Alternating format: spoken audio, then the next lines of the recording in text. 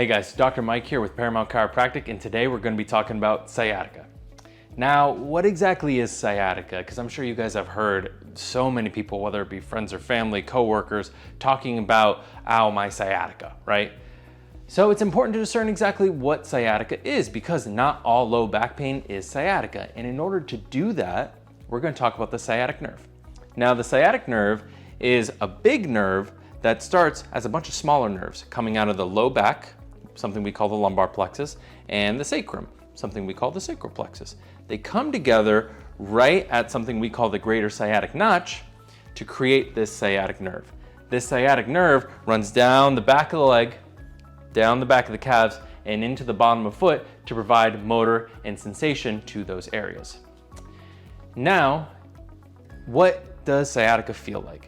You are going to get a lot of that low back pain that people commonly talk about with sciatica, but you're also going to get that numbness, pain, pins and needles, tingling down the back of the leg, down the calf, and down into the foot.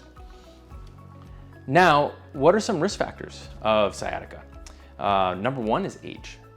If you're between the ages of 30 and 50, you're much more likely to develop sciatica versus people outside those age groups. Another risk factor is going to be lifestyle and occupation. If you're sedentary or you're working a hard, laborious job, chances are you're going to be much more likely to develop sciatica. And finally, health history. If you have a history of low back problems, if you have a history of back surgeries, discs issues, things like that, chances are you're going to be much more likely to develop issues with your sciatic nerve versus people who don't have that same history. Then the other thing is, why is sciatica so common? The National Health Institute said that in 2022, about 2.2% of the population in the US has dealt with sciatica or is currently dealing with sciatica. That's quite a lot of people. That's 2 out of every 100 people.